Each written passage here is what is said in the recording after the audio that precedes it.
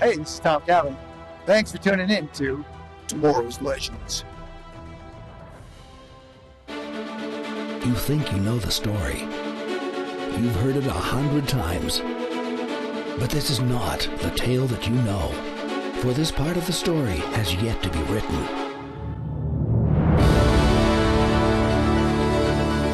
Join Flash, Harley, and X-Force 11 as they take the Waverider into the near future and check in on some old friends. This is the new adventures of Superman and Lois, as chronicled by Tomorrow's Legends. That is right. Hello, Superfam. Welcome back to Tomorrow's Legends. We are still here in Smallville. I guess we're actually back in Smallville. We've been jumping all over the place. We have. So we're back in Smallville following the new adventures of Superman and Lois. And this week we're covering Season 1, Episode 6, Broken Trust. And we're also celebrating our 150th episode of Tomorrow's Legends. Very, very exciting. I am the very happy Flash. And I am Harley Quinn. Hello, Legends. And Gideon's here to celebrate too. Yeah, that is, it's crazy. 150, Harley. Yeah. You know, I wasn't really tracking, I was tracking the episode numbers because I typed them in every week, but at the same time, I just wasn't registering that it was a 150 until you said something. And I was like, oh, wow. Yeah. A little background on that. How did we get to 150? We started the show in 2016. We did. Is when Legends first began. That's when Legends of Tomorrow first started, and that's when we started our show. And 2016 to now, it's legitimately, I guess, 5 years.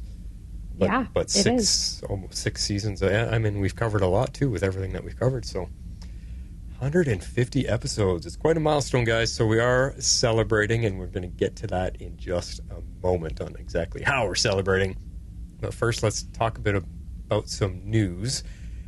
What we want to do is say thank you to a new patron on our Patreon page. Justina, known as the Green Butterfly, has signed up to help support the show.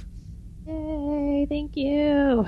Yes, we want to say thank you. We'll definitely be including you in all our patron stuff going forward. And I believe we had said the next thing we're going to do is kind of a question and answer period or session with the... Or an Ask Us Anything. Yeah, an Ask Us Anything session. Awesome stuff. Now, there is one bit of news that I found interesting. I read an article yesterday because fans have been wondering why Superman and Lois have not paid any type of tribute or any type of connection to Supergirl or the rest of the CW Arrowverse. And so they interviewed the showrunners, and they actually said that they did have some stuff that was in the first couple episodes of Superman and Lois, but they cut the scenes connecting Superman and Lois to the Arrowverse due to time. That's the main reason, due to time. It had nothing to do with trying to separate the show from the Arrowverse or not have it included in the Arrowverse. But the very specific one that they talked about is during the second episode when Lois is packing, she actually grabs a picture frame with a picture of her, Clark, and Kara together, and she puts it in a box. That's the scene that was cut, and it was cut due to time. And they also said is the reason they chose it for time restraints, because all TV episodes have to fit within a certain time frame on network TV. And when they do start trimming things, the reason they chose that scene and a couple of the other ones is because after COVID affecting all the shooting schedules, they realized that there was no longer going to be a chance of a crossover. So they didn't think showing any hints of crossover stuff that might be coming would be necessary, and it might confuse fans that why don't they ever meet up kind of thing. So when they needed time to fit the episode in, all the scenes that were connected to the Arrowverse were cut. That's just they just chose that to not get people thinking that a crossover is coming, because they're not going to be able to do it this year. So that was the explanation.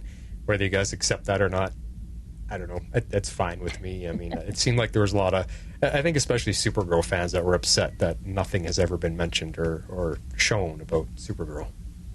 Yeah, it is a bit odd. I agree that there was no nods, no tie-ins, no nothing.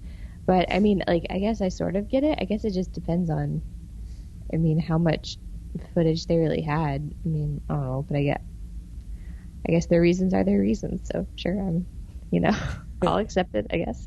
Yeah, and it's fine. I mean, we are getting Diggle. That will connect everything together once we get Diggle on here. So don't worry. That stuff is coming, and we might get mentions of Kara and whatever at that point. Who knows? We'll see. Yeah. True. Now, let's get to that celebration. There is something we need to celebrate. That was our 150th episode, and we had posted that there is a little contest for all of you people that sent in feedback.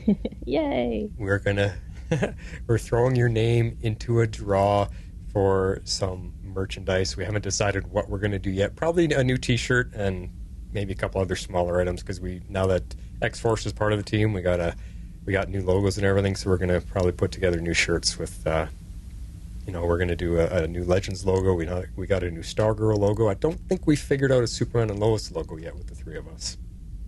I don't think we have yet either. Yeah. Since this is tied to Superman and Lois being happening to be our 150th episode, are we doing Superman and Lois swag, or should we let them pick what show they're in? Well, it would be suitable to do Superman and Lois swag, but because we cover 3 shows, we could let them pick, I think. Okay.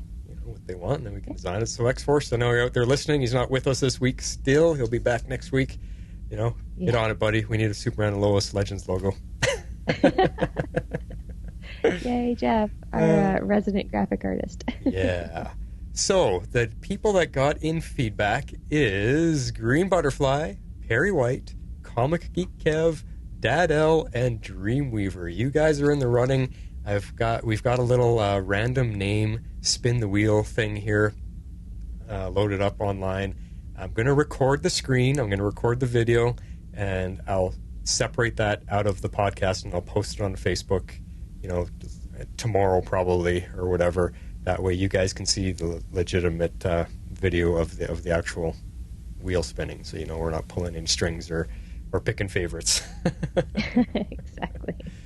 So let me get the screen recorder going here. All right, I believe there goes. It's recording. Are you ready, Harley? I'm ready. I'm excited. All right, here we go. Spinning the wheel. So fun. It is. Go for it, Harley. Comic Geek Kev. Comic Geek Kev. Woohoo! Yay. You are the winner, Kev. So what we will need from you is a mailing address, a physical mailing address, and a t-shirt size that you like to wear. And then once we get our logos figured out, you can let us know. Would you like a Legends t-shirt, a Stargirl t-shirt, or a Superman and Lois t-shirt? And then based on your decision, we'll send you stuff. Yeah. Awesome stuff. Way to go, guys. And thanks for sending feedback, and thanks for being here with us for 150th. I know. Thanks for playing along. This is fun. Kind of a last minute celebration, but hey, we're having fun with it, making the most of it. Totally. All right, so back to the show. We've got a little bit of pre-show feedback, and it is from our friend Green Butterfly. What does she have to say, Harley? She says, "Hi, this is your eye in the sky Green Butterfly. Do I send all email here, regardless of what super show it's for?" Yes. Yes, you do. That is the Tomorrow's Legends podcast at gmail.com. That's what she's asking about.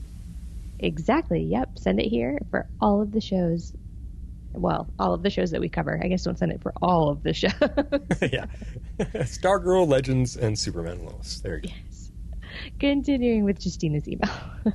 I was thinking about Superman and Lois since they fly back on the scene tonight. Specifically about the DC concept of the anti-life equation. Ooh, interesting. It is defined in DC Wikipedia as a formula for total control over the mind of a sentient being. I was interested in the Zack Snyder take on the concept and the Darkseid's pursuit of this power. The Supergirl writers used it to defeat the season 5 Big Bad. Oh, interesting. Although I must admit I didn't understand the use of it very well. And she has several emojis, which I love. Confusing ones, yes. Now, I don't think Superman and Lois will take the Snyder route. However, I do wonder if Clark does not have Lois in his life as a grounding force, or possibly is not raised by the Kents to be loving and value family life. Could he be manipulated by the anti-life equation to become the Superman of Captain Luthor's Earth and reality? Oh. That's a fascinating theory. Yeah, what a thought-provoking question to throw in there. Could Clark be manipulated? I mean, he's not impervious or he's weak to magic and mental attacks. So, I mean, he doesn't have anything blocking his brain. If something gets to him, some type of brain control, I guess it is possible. I mean, didn't Brainiac do that at one time? You're asking the wrong person. I don't see why not. Something could get in his head for sure. That would be really interesting. I too was quite interested in Snyder's take on that concept with Darkseid too. So that was very interesting. But she finishes out, thank you so much for all these super podcasts. Can't wait to share a night with you all come August. I think Stargirl and Supergirl are the perfect pairing. Oh. Have a super week, Green Butterfly. Yay. Always good to hear from our friend. Always. I know, it's been too long. Yeah, well, I'm glad you're liking the show. And because we wondered about you guys over there covering the Made of Steel podcast if you were going to watch Superman and Lois. We were questioning them about that. So. Yeah, well, I mean, I think it turned out that they were just as surprised as the rest of us at the quality and how great it is. And yeah, probably, bittersweet with Supergirl coming to an end, but at least they still have a super type of show, a super family that they can follow. Exactly. All right, well, let's get to our general impressions of the show.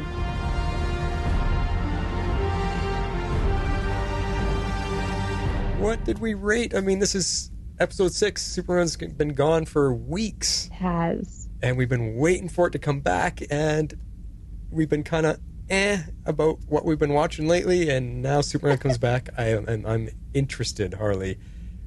Did it live up to the wait? And I think it did live up to the wait. Also, I must say your use of what we've been watching is just recently was fantastic. Had definitely an understatement of your feelings. But I love that description, so I needed to let you know that. But yeah. This episode, I think, was well worth the wait. I gave it 9 ways to break someone's trust. Ooh, 9. Now that's a comeback. 9. It is quite a comeback. And man, this was an intense episode to come back with. I felt like it kind of had a lot going on. Like, not in a bad way, but there did feel like there were a lot of storylines. I mean, of course, it was very well done and it was well written. But it did feel like there was a little bit more going on than I think maybe it has in past episodes. But overall, I mean, it was extremely enjoyable. And I think it's setting up our storylines throughout the rest of the season really nicely. And it was just really interesting to see, like, how everybody was affected by this episode, because I think everything kind of took a turn for the worse, if you want to think about it that way. Like, Clark and Sam are very clearly at odds with one another. Jordan is more alone than ever. And then, with the cliffhanger at the end of the episode, we're not really sure what really is going on with Jordan right now. Yeah. John can't play football after he got his big moment. And Lois is now trying to figure out who Luthor is, but all of that drama with Morgan Edge, I mean, there's just drama all over the place. Then that doesn't even count, like, what's going on with the Cushings and Tag and, like, all of this stuff. Yeah. So it was very, very intense, but I think what it's setting up is the rest of our season. Everything that you just mentioned, they fit that all into a 45-minute episode, and it didn't feel rushed. It didn't feel jumbled up. It flowed smoothly, and it felt like you just watched maybe a short movie. It flowed well, but it did feel like a lot. Yeah. It did. Oh. Yeah. Yeah. Just amazing. Well, I'm right there with you. I'm giving it a 9 broken bones to the hand. Or in the hand, I guess. More like pulverized hands. Holy cow. Yeah. So all I can say is, wow. Now that exclamation point, that is what I'm talking about when I say I want my superhero TV to be. Serious, intense, well-written with thought-out stories, character-driven scenes, edge-of-your-seat moments that steal your breath. This one had it all. And it makes you realize just how much better it is in every single way than all the other CW shows. And I'm sorry, it just is. And it isn't the budget that does that. Everyone always says, oh, well, that's because you got the budget of whatever station they're on, HBO budget. No, it's not. Money can only buy you better special effects. Money does not buy you better writing or better directing or better stories. These guys are all from the same team that do the other shows. They've kind of jumbled them all around. It's not money. It's invested interest in making a good, high-quality show, which unfortunately they seem to have lost in regards to all the other CW shows. This is what I want to watch, and I'm willing to say that Superman and Lois is the best that CW has ever put out so far. And the acting, OMG, the acting. These guys are all Emmy contenders. Simply awe-inspiring. Very high praise. It was very good. It was a very good episode. It's a good show. I agree. It's a good show. Yeah, exactly. But I'm adamant on that point. Money does not buy you better writing. It's the same writing teams. It just it's not like they have a little room of the elite writers just waiting to be paid the big bucks to write a story. It's not there. The writers are writers. Yeah. Budget buys you effects and maybe better locations shooting and things like that, but not the writing, not the directing. It's so. Anyway, the show was awesome, and I cannot wait to get into it. I'm so glad, Harley, that Superman and Lois lands on our 150th special. I'm so glad. I bet you are, because you downright have been hating Legends. So, it's just a shame because that's how we started out, but that's okay. All right, let's get to talking about the episode. Where are you going to take us first? All right, let's start it off with Clark. Yeah, right. So he had some really great scenes this episode, but I felt like the episode as a whole was just a really tough one for him. Like a really tough one. I mean, I feel like we're gonna feel that with all of our characters, but I mean, he's trying to parent Jordan, a kid who clearly doesn't know his own strength. He doesn't know the limits of his powers, and then trying to deal with Johnathan on the flip side of that, being the non-powered son, and just everything that comes with trying to deal with all of that, all while being Superman. I know, and man, is he in a tough spot right now? Like you said, he's having to give tough love to his son, but also not turn him against him by being too tough on him. So he's having to find that balance, because Jordan's a very sensitive soul, a very sensitive human being, and I think if you push too hard, he'll implode. And I mean he'll fold in on himself and be depressed, and because he's been picked on his whole life. He's had a rough life, so to try to find that fine line to balance on, of push him but not too much, and let him know that he can't get away with certain things, but don't discipline him so much that he thinks he's bad. And I just, it's tough. I mean, yeah, Clark is in tough with trying to balance or walk that thin line with him. Yeah, that's a very difficult line to walk, I would imagine. Yeah. And then, man, so all of these scenes with Tag, I mean, there's just so much going on with that whole storyline, and we'll dig into the different parts of it as we continue to go on. But kind of the main thing between Clark / Superman and Tag is that he's adamant that this kid is still a kid, and he's trying to save his life, basically, because we come to find out at the end that Sam Lane was just he was just going to straight up murder him. Yeah. I mean, they had live rounds. Yeah, exactly. They had live rounds. They had kryptonite bullets. I was not expecting that. When Superman got shot up with that, at first I was like, wait, did they have those rounds because they knew Superman was going to step in? Or did they have those rounds because they're trying to stop Tag? And I kind of honestly think it's a little bit of both. I think they have them as backup in case Superman, quote, gets out of hand. But in this use case, they were probably just going to use him on Tag, and Superman got in the way, because it's not like they knew he was there. But I think that point comes around, so I'm going to hold my response to the kryptonite bullets till later. But I will answer this thing about Tag, because it was a surprise to see those bullets flying. But I tell you, I absolutely love this variation of Superman. So if you think about it, in all previous incarnations of him, any amount of kryptonite, even a sliver, would totally debilitize him, and he's out for the count. Just a little bit. He could prick his finger on kryptonite, and he falls down, and he's done, and he's out of it, and he's in trouble. Whereas here, on this show, we've seen a few times that if in small enough amounts, he can actually overcome it and fight back. And I love that. I love that it's based on the amount of kryptonite he comes into contact with. And it plays well. It plays well on what I've complained about for over the years, that to me it's a little silly that a little green rock can weaken him so easily when he's powered by our yellow sun. And this show just demonstrates that it's the amount of it that can have varying effects on him. And I love it. I love the way they don't have to explain it with a whole bunch of words. They're just showing us that, hey, small little darts he can overcome. And I love it. I love this version of him. I agree. I really like that concept, and I just really like what Tyler's doing with the character. I mean, he does a great job when he gets to be kind of like Clark and be like kind of goofy and like lighthearted, but then he also flips that really well when he gets to be like serious Superman, and we got to see angry Superman. Man, I was impressed by his like rage acting, like, you know what I mean? Yeah. That sounds weird to say it that way, but yeah, like he did those scenes extremely well. Like I loved it. Holy great. Crap! What a scene that was when he stood up after being shot and then sped at he ran up to the soldiers at super speed and he's totally pissed off, and he just says, "Stand down." Wow, I bet they all just pooped their pants in that moment. Every one of those soldiers. Oh crap! How could you not? How could you not? Oh, you're right. He does angry so well, and like almost too well, and it's scary. Wow, yeah. That's what I mean. He should be up for an Emmy this year.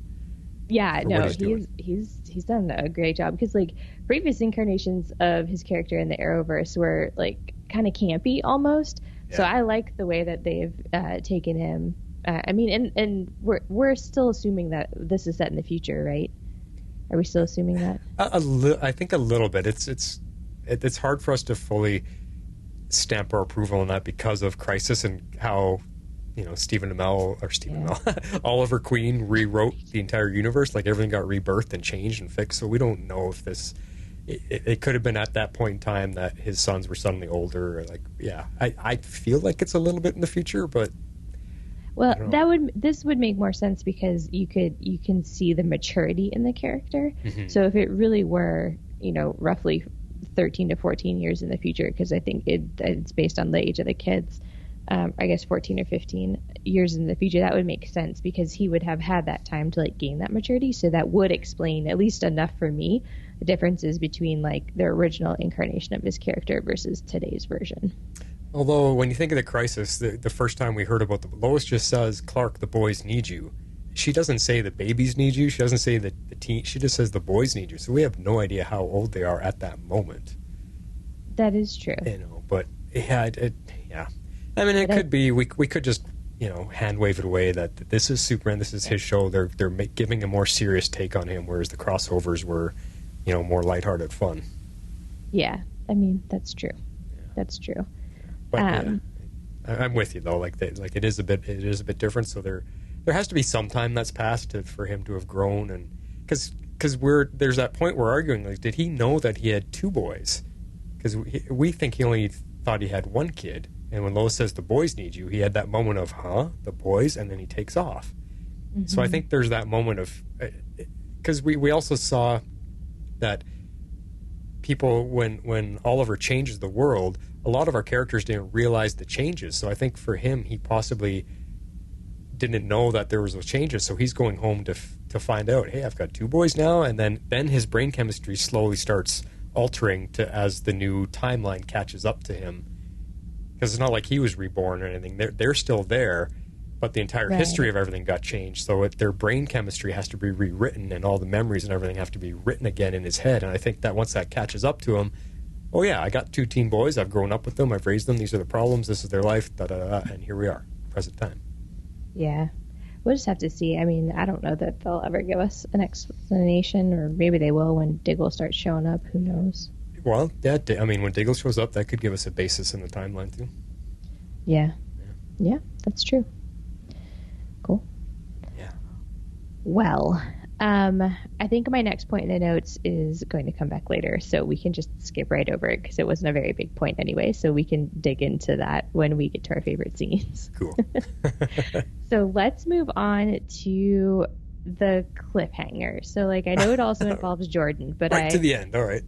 Yeah. Short podcast. But, like, it really, you know, I felt like it was more like a story point for Clark, but it's just crazy to, like, see what's going on. So I'm, like, trying to figure out, I'm like, so, like, what's happening? Are his powers just, like, overloading him? Or, like, is it, I don't know, like, whatever happened with Tag, like, totally fritzed him out is the only way I can conceptualize what's happening. Yeah, well, you have to. I mean, like you said, what a cliffhanger. I was just on the edge of my seat, going, "Whoa," because you don't expect a moment like that to end the episode, and it leaves you hanging, it leaves you wanting more, and that's exactly how a show should end, because it makes you come back next week. Simply breathtaking, and what is going to happen? I'm yelling. Me and Patty Spin were going, "No, what's happening?" But yeah, I think we'll talk about this as we talk more about Jordan and Tag. I think his powers, we have to try to put it back to Clark. When Clark's powers were developing, did he have trouble controlling them? I mean, we've seen scenes with him before where he can't control his heat vision, you know, from way back then. So I think this is just similar. I think it's like an evolution. It's like a maturity or a hitting puberty type of thing. You know, his powers are awakening, and it's going to take some stuff to happen for him to understand it and be able to get a hang of it. So right now I can't imagine whatever his super hearing is developing or whatever, or is it interacting with his heat vision? Like, there's just too much chemistry going on in his half human, half Kryptonian brain that it's struggling a little bit more maybe than Clark did to seamlessly work together, I guess, you know, as all these things are changing within him. I don't know. It's interesting, which maybe we'll find out because they take off to the fortress. So so I have to think that we get an answer about that next week, at least maybe in part, if not in full. So because they're gonna have to show us the resolution of what happened. They won't. They can't just like let that go for a whole episode. I doubt they will. So no. But what I loved again with Tyler Hoechlin there, like he didn't care. His son's in trouble. He takes off with him in his civilian clothes, and that I just love that he's flying at the camera, and you see the serious emergency on his face, and then he takes off fast, and then he accelerates once, and then he accelerates again, like he goes like supersonic. And there's a couple moments there where you see him accelerate more and more, like he's switching gears because he's getting there. Like you probably don't see Superman fly that fast very often, and I just but the look on Tyler's face is just like, very urgent. Yeah. This is just amazing that this opening. That you could talk about any 2-minute segment of this episode, and it's so much better than the other stuff. That's fair. But let's focus on Superman and Lois. So speaking of Lois, why don't we transition to her? Yeah, because she was great this episode too. She was great this episode too. Okay, so probably the biggest part of her story was her teaming up with Luthor. So Marcus. What do you mean Luthor? Marcus. Whatever. He's got too many names. It's too. But yes, Marcus / Luthor. I don't even know that I'm clear on his actual first name. Well, it's Marcus something, or is Marcus his last name? No, that's made up. That's an alias. Yeah, he's that's the name he's Luthor. going by. But we just know him as a Luthor. We haven't actually. The ship only said Captain Luthor. That's all we know so far. Okay, that's what I thought. Yeah. Okay, so I'm just gonna stick with calling him by his last name. Anyways, while this was a good tactic on her part, I think it ultimately is going to be a bad idea. It was kind of didn't turn into like too bad of an idea for this episode because he kind of ends up like saving her because it was a good thing they were together when they got caught. Otherwise, it probably wouldn't have gone as well for her alone versus Leslie Lar. Just a thought. Right. But I personally don't trust him at all, so I kind of hope that she remains suspicious of him, because I definitely thought that she got suspicious as the episode went on. Like, you could kind of see her like trying to like weigh the options of like teaming up with him, like knowing that he's not all on like the up and up and just trying to figure it out. And then little by little, you get like these little pieces that she's like, oh, such and such about this and such about that. She's totally calling him out on like all these little things that she's noticed that all point back to the fact that he's not who he says he is. I'm suspicious of him because he's hiding things. He's not telling Lois who he really is, but because I don't know if he's looked into the history of this Earth, because on this Earth, Luthors are bad. And we also don't know if our Superman, Clark and Lois, have dealt with Supergirl's version of Lex Luthor, which is played by John Cryer. We don't know if that, because Luthor is Superman's archvillain, not Supergirl's. So we don't know if this Superman has dealt with that Lex Luthor or not. So I don't know if this Luthor knows that history or not. And then the other angle that I'm looking at it is, if you remember the Earth that he comes from, he's the good guy. And Superman's the bad guy. So there's this little bit of me that's thinking he might actually be okay. I know he's being sneaky and stuff, but he was the good guy. He was the hero on his Earth. So maybe coming here, I think given some time, with his infatuation with Lois, he might eventually come around to believing her that here Clark is good and Superman is okay, and he might end up being an ally, which would be a massive twist to the Superman storyline. Yeah, that would be a huge twist. And maybe Morgan Edge is the big bad that's going to be around for a while. No, Morgan Edge is the Lex Luthor of this TV show. I don't know, unless Luthor thinks he can win Lois over because he can't get past the fact that she's like his Lois, and maybe, he gets so messed up and when she denies him, he snaps and ends up becoming the bad Luthor. And now we've got Superman's arch nemesis. I don't know. There's a couple ways that it could go with him. There's definitely a few ways that could go. I definitely want to learn more about him. I still don't trust the character. Yeah.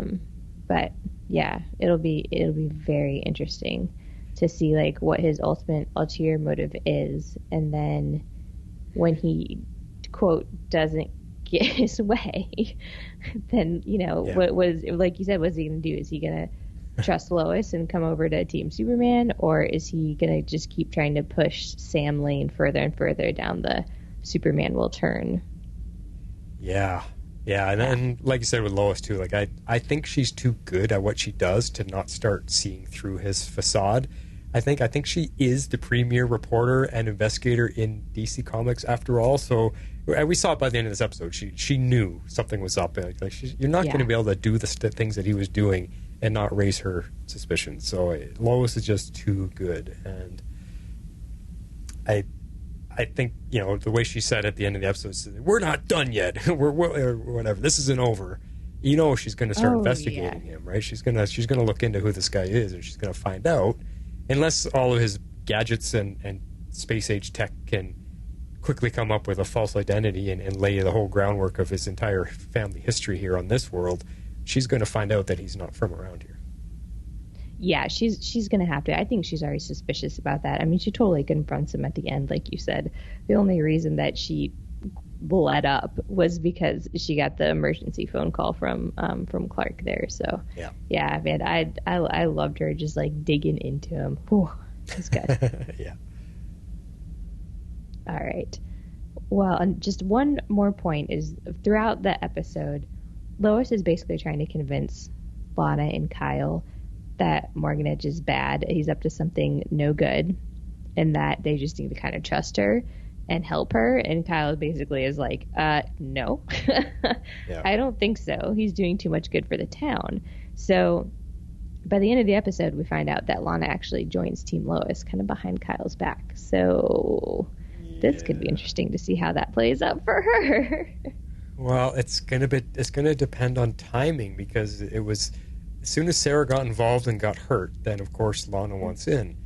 But it's going to be the time, if she can find out some dirt on Edge before Kyle finds out, and then when she presents him with it, he might believe his wife and be okay. But if he finds out that she's snooping around behind his back without telling him first, and she doesn't have any proof yet, I think that's going to start their marital problems all over again. I totally agree. Yeah. Totally agree. Now, I want to say something here about Lois. I've been we're 6 episodes in, and there's just a strong argument I want to make for her here. Sure. What this show is doing with Lois as a reporter is so bang on, and it's written thoroughly and properly, and it makes her story as a reporter interesting. They show what and how they do that. They're showing us the whole process that she has to go through to investigate and find answers.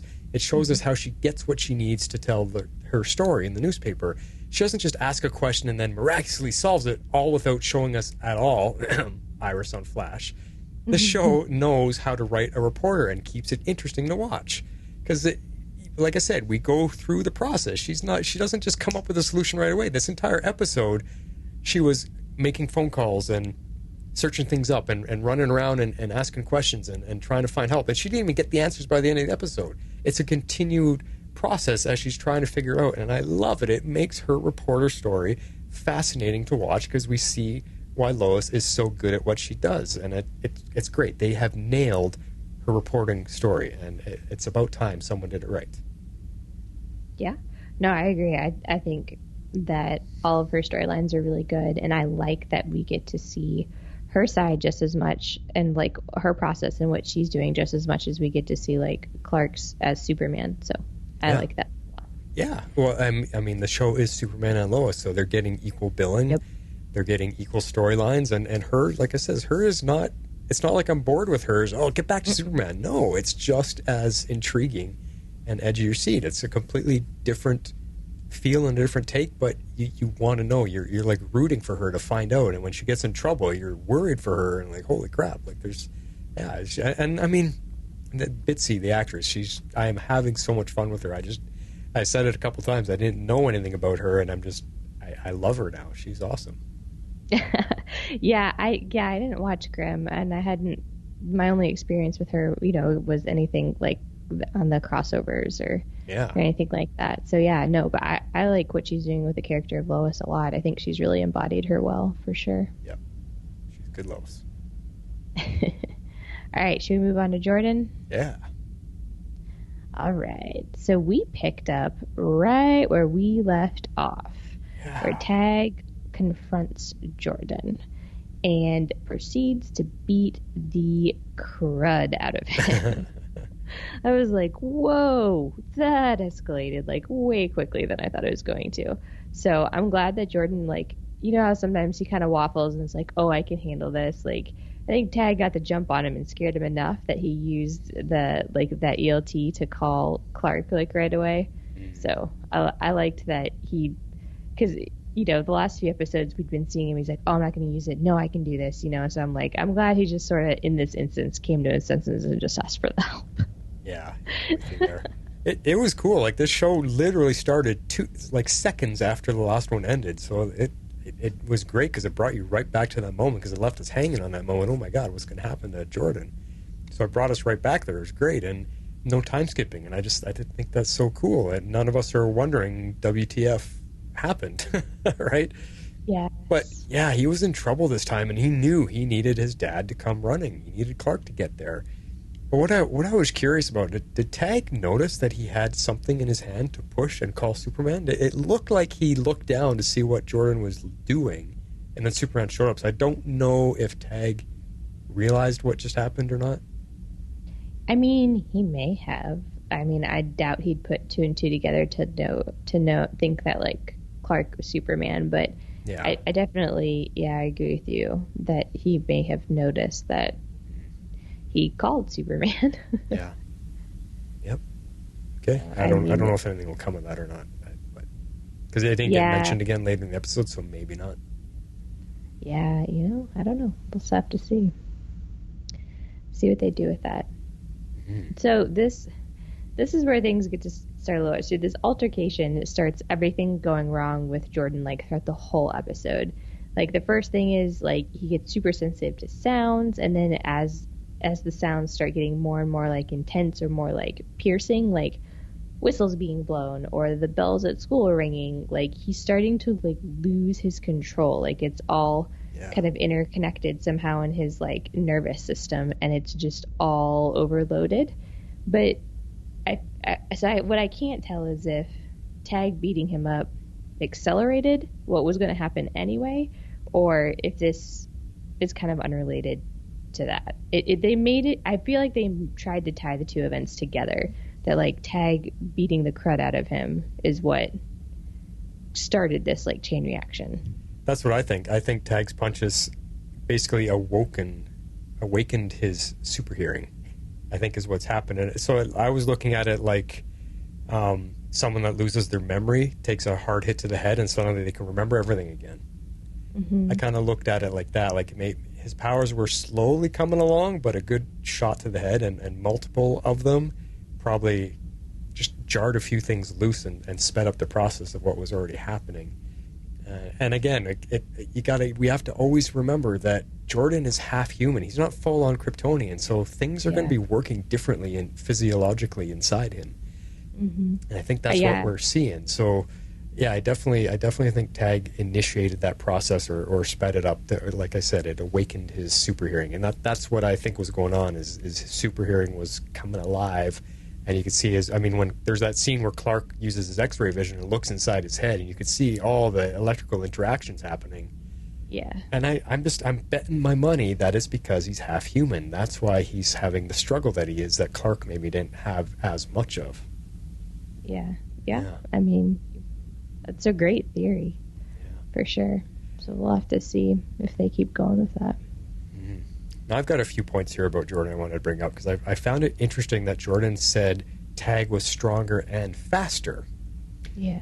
So I guess the experiment sped up the evolving process for Tag, because I don't think Tag had powers until that blast at the cookout, the campfire thing. I'm not sure. I'm not sure if he also, being around all the ex-kryptonite, was feeding him stuff, and whatever the experiments were doing sped it up. But because Jordan was, up to this point, he's been pretty somewhat invulnerable. He's able to take, a whole wall of heavy pipes falling on him and not even be harmed. And here, Tag was just punching him, and he actually cut him up and bruised him pretty good. Yeah. So Tag also has super strength and speed. And it hurt Jordan. So I just found that interesting, that because he said he couldn't take it. Tag was beating on him. He tried to stop him, but he couldn't. So interesting there, because the rest of the episode they only showed Tag to be fast. True, that's true. So anyway, yeah. But yeah, definitely. The speed was super key to his evolved powers. But I agree with you that that's an interesting point about the strength. Because it was hard to tell. Because when he was hitting him, it was hard to tell if it was accelerated strength or if it was because he came flying in at fast speed and socked him. You know what I mean? It's probably both. The Flash isn't strong at all, but he uses the Speed Force to give him more power. Exactly. When he comes at you with a supersonic punch, it's like a Mack truck hitting you. So yeah. So it's probably a little bit of both there. But I have a feeling he might have a bit of extra strength too, because they're trying to turn these people into Kryptonians. We'll get to that part in a little bit too. Sure. This scene I want to talk about. It was almost my favorite scene. I was going to use as a clip here, I thought you were going to pick the other one, and then you left it open for me, so I grabbed it. So this scene, the training under the barn, I love this scene. It's such a great scene with just the boys and their dad doing boy things. Come on, come punch this log, and think of it as cuts whatever the guy's face is, and set that up for later. It's just but it's just a nice little bonding moment for the men and the boys, and I love that Clark can use his growing up experience that his dad taught him with to control his abilities to be able to help his kids. I love this whole scene. Was just so well done. I agree. I thought it was a great scene. I thought, especially once Jordan actually gets it, the reaction of all three of them was just adorable. Yeah. It was so good. It felt really genuine. They were all genuinely excited. Oh, we did it. Yeah. So much fun. Yeah. Just great for the boys to have that. And the boys and their dad, they got to have a guy moment. They have to. Whether it's playing football together or whatever, they got to have a bit of guy time. And that was the scene, and it was fun. Yeah, I agree. It was a great scene. Now the other scene, though, OMG, holy crap. That scene at the football game when Jordan gets jumped by the entire team and can't control his power. And Clark has to run up and are you okay? Okay. And then he's like, Dad, I can't contain it. I can't contain it. And he says, just let it loose. And he holds his hand in front of his eyes. And, my God, like Jordan just lets it all out. His entire heat vision. Boom. What an intense, super intense, no pun intended, but super intense moment in time. And it just, you could, like, Clark was actually gritting his teeth. It was hurting him to be blocking his own son's heat vision, which I also found kind of interesting. Like, you don't often feel much pain, Superman, and yet your son is hurting you at this moment. But so that was interesting. But just that whole moment, like that, this is the drama. This is the edge of your seat, hold your breath drama that no other show can do. Like this show, it's just amazing how they can put a scene together. And that one was just, unbelievable. Yeah, no, I agree. That was another good scene. Like, that's what I was saying. Like, it was hard for me to, like, start putting these in words. But, like, Clark, I mean, he does have just several great scenes throughout the episode that really just showcase each of these things that he's, like, going through. Like, the struggle with Jordan or, just the struggle of being a parent and, and also being Superman. Like, he had some really great stuff this episode. And so did Jordan. I mean, it was a very Clark and Jordan heavy episode, I felt, but it was very good. Yeah, and even the touch, like the directing touch, to make sure when Clark first shows up and he drops down to his knees and he realizes what has to be done, we actually see the shot of him looking up and looking around to make sure nobody's watching. And then he says, okay, let it out. I love it. Yeah. I love that it shows he's still aware of the situation they're in, and he's not just gonna it's neat. It's just a tiny little thing, but it's really, really cool because it gives us that answer, like, well, wait a second, doesn't anybody see his powers? Like, because everyone would ask that if we didn't see the scene of him checking, but he checked, and that's when he said, okay, let it out. Yeah, no, I agree. It's a nice touch, nice little touch. Mm-hmm. Well, anything else on Jordan? Would you like to move on to the other brother? Yeah, let's move on to the other brother. I'm sure Jordan will come up later, but let's talk about Johnathan. He'll keep coming up. He was a big part of this episode. Mm-hmm. But Johnathan, let's talk about Johnathan for a little bit. So I continue just to feel so bad for Johnathan right now because, like, he always seems to end up in this compromised position where he ends up just having to hide secrets for Jordan. I mean, yes, he ends up coming clean to Clark, but in the beginning, I mean, Jordan's putting him in a bad position. It's like, do you betray your brother or do you lie to your dad? I mean, those are terrible choices to have to choose between. So I like that, he sticks up for his brother and agrees at first, and then he's like, once it comes to the tipping point, he's like, dude, no, you need to tell Dad what's going on. So I liked that moment for sure, but I feel bad for him because he seems to always be in this terrible position. Yeah, it's making it difficult for him to choose for sure. But I think Jonathan's getting better at supporting Jordan no matter what and letting go of his ego a bit.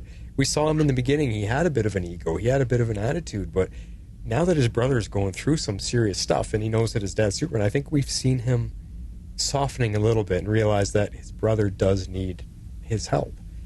And I do see a change happening in him. He might not have the stronger of the two stories right now, but his supporting role is still really strong. His brother needs him and he's there for him, and I like that aspect of his character for sure. Yeah, no, I agree. Yeah, they're doing a good job with kind of like the way that they set up the two brothers, and then the way they've totally like flipped it on their head since they've moved them to Smallville. So I like that. Yeah, now, totally. Yeah, and John, thankfully he gets a much needed moment this episode. We get to see him come into the game. He gets to play. He makes some really good plays and kind of like comes back. He saves the game. I mean, between like him and Jordan, they kind of save the day and they get to win the game. And I felt like that was something that he really, really needed. So. Oh, he totally needed that. He got his chance and he had his hero moment because as far as I can tell, it looks like he's just been sitting on the bench for every single game, not even getting in the game. Yep. I mean, his coach didn't even think of him. His coach is just like, let's keep doing it. And he comes running over and says, Coach, put me in. Because the coach says, I don't even have a quarterback. Hello, I'm sitting over here. I'm your quarterback. Like, I was the star quarterback for this very team that we're playing against. Like, put me in. I got this. And the coach is finally like, oh yeah. And he proved his point, and that's why it sucks so bad for him. What happens to him in your next point? Yeah, well, let's dig into this for a minute because, yeah, like, I mean, we have all of these things happening towards the end of the episode, and it all comes full circle. Like, where John was encouraging him to picture this guy's face, you know, the constant bullying, the gang up at the football game. It all comes to a head when they all decide to go out and celebrate a little bit when Clark has to run off and try to save Sarah. And the other team, the old team, the Metropolis kids, gang up on them. Yeah. And so, you know, they kind of come up, they try to start a thing, and all of a sudden Jordan just, he got back in that moment where you could tell he was going to put his handprint in that dude's face, which basically would have killed him. Yeah. So, yep.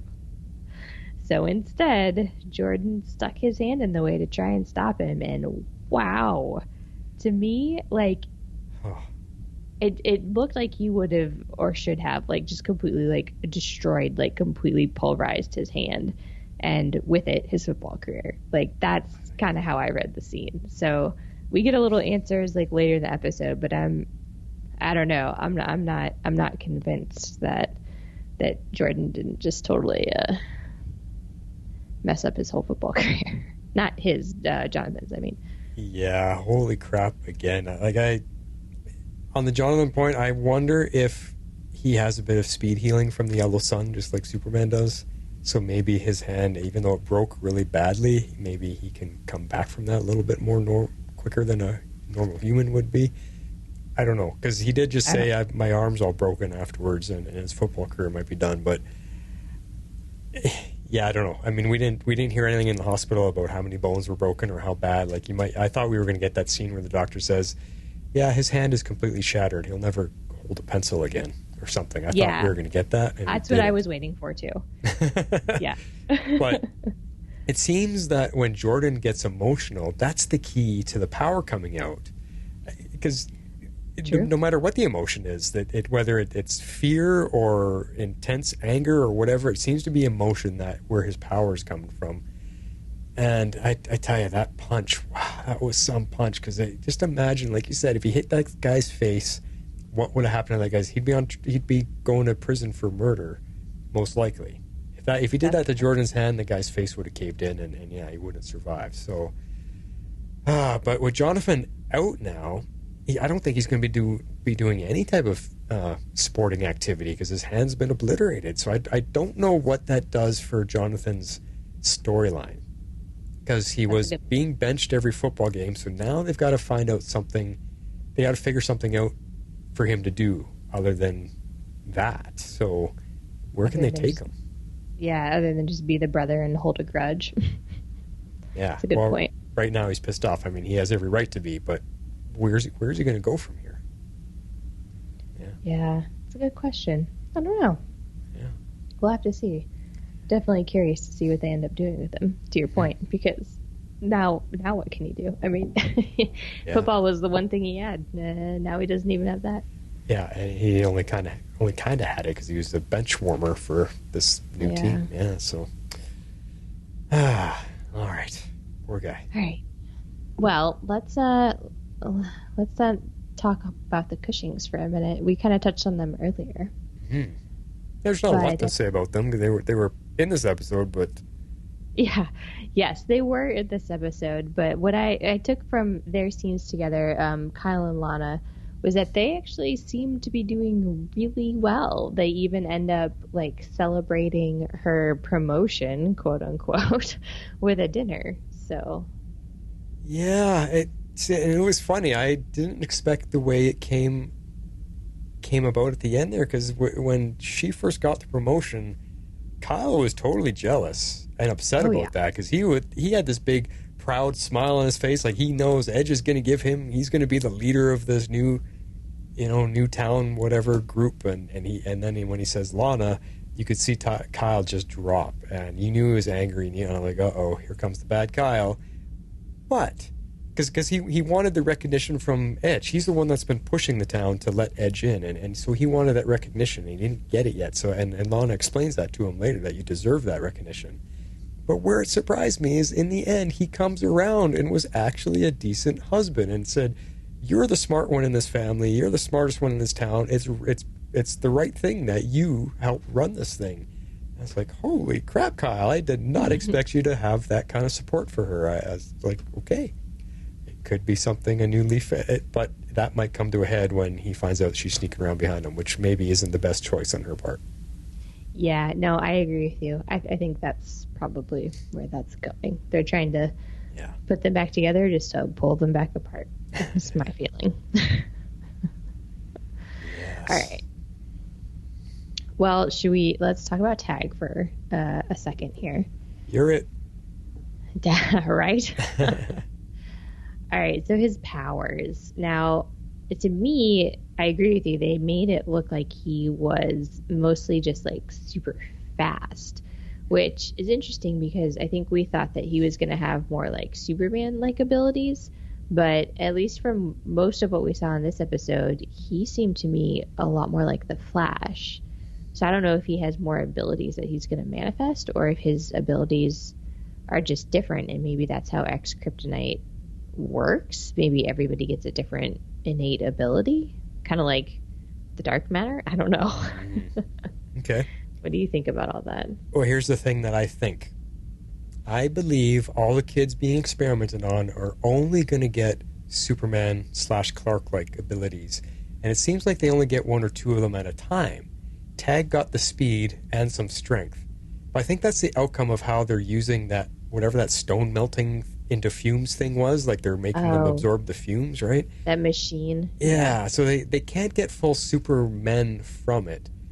And that's why they're still experimenting on the kids, because they're not able to they're only able to give this kid one power, that kid one power, and they're trying to find a way to get to, they're trying to build their own Supermen. They're figuring if they use this X-Kryptonite, they can turn these kids, because I don't know if they understand that Superman gets his power from the yellow sun. Because back home on Kryptonite with the red sun, he doesn't have these powers and abilities. It's the yellow sun that gives it to him. I don't know if they understand that yet. And I found it interesting that the X-Kryptonite was yellow. It is interesting that the X-Kryptonite was yellow, but Yeah. here's where I get kind of confused, or maybe have like a point quite against this theory, is just because Tag is being like kept by the DOD, whereas it's like Morgan Edge and his team that's doing the X-Kryptonite experimenting. So I feel like that's like two different things that are potentially going on there, because nobody planned to give Tag his powers. It just happened by accident because of the bonfire explosion. Yes, you're right. I still think because they had the bonfire over the mines where all the X-Kryptonite is, and the explosion somehow triggered something. Because the X-Kryptonite was under the ground, I think the heat vision super melted the X-Kryptonite, causing the exact same type of vapor that they're doing.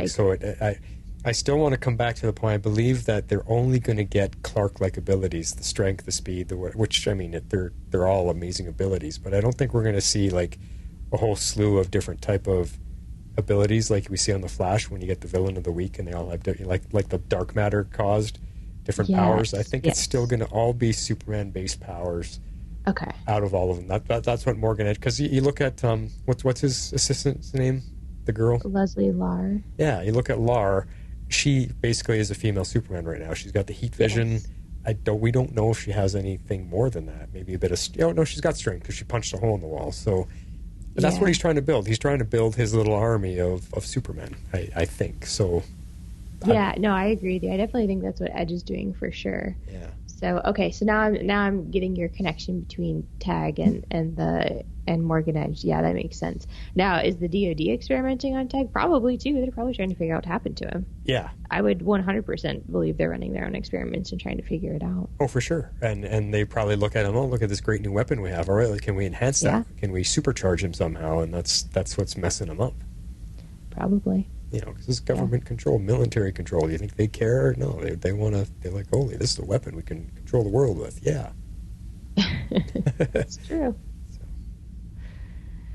So, what did you think about this whole storyline with Sarah? I was a little bit surprised, I think, by like the way that this whole storyline ended up going, where he like shows up at her house and then he's out of control, and so he like accidentally hurts her, and so then he just like leaves with her, and then her sister's like just left home alone and doesn't know what happened. Well, he kind of says it when he shows up at the door. He says, "You're like my closest friend, and you're the only one I feel like I can trust." Because I think Tag's feeling alone right now. I mean, he had this happen to him, and then he wakes up in a government-run lab facility and is being experimented on and tested.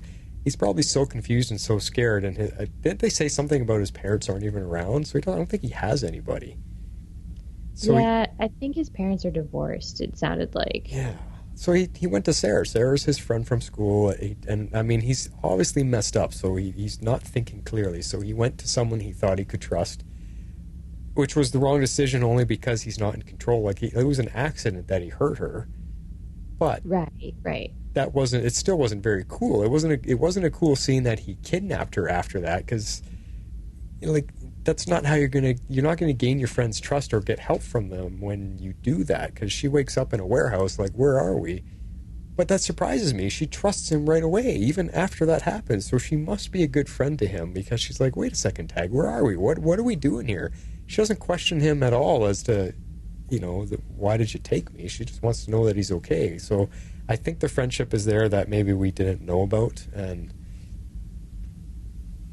she's a caring person. We see how she cares about Jordan, and cares about her sister, and her. So she's a caring person. I think that's probably why he went to her. Yeah, no, I agree. I mean, clearly they were friends, and he felt that he could trust her. So, but yeah, the way it all played out, I was like, whoa, okay, I wasn't quite expecting this to go that route. Yeah. But I guess they had to do something with him this episode. Yeah, and now Superman made sure he's going to be taken care of, so we'll see what they end up doing with him. I know, yeah. We'll have to see. So, speaking of the military, let's talk about Sam Lane for a minute here as we move into the villain section. Yeah.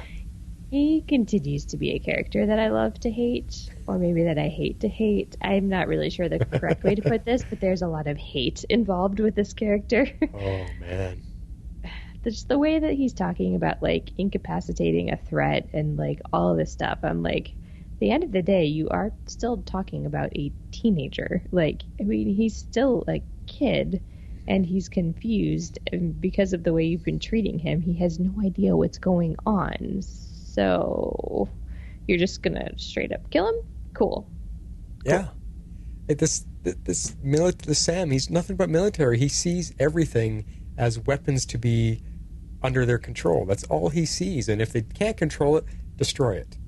That's all he knows. He has no concern for anyone. He sees the superpowers as weapons, and you either utilize them or you exterminate them like animals. That's him. And yeah, it makes you hate this guy. And it's this.